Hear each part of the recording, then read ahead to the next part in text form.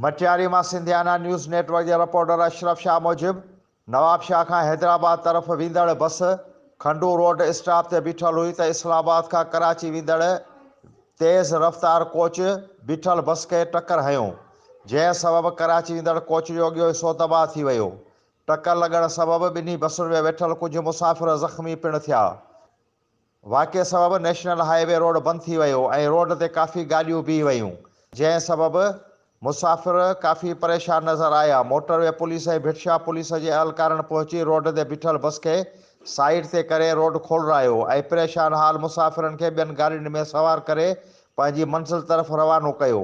यादि रहे त खंडू रोड स्टॉप ते हद दख़ल जो आज़ार वधियल आहे ऐं नेशनल हाईवे रोड जे ॿिन्ही पासनि में वॾा खॾा पियल आहिनि, जंहिं सबब हादसा रोज़ जो मामूल बणियल आहिनि।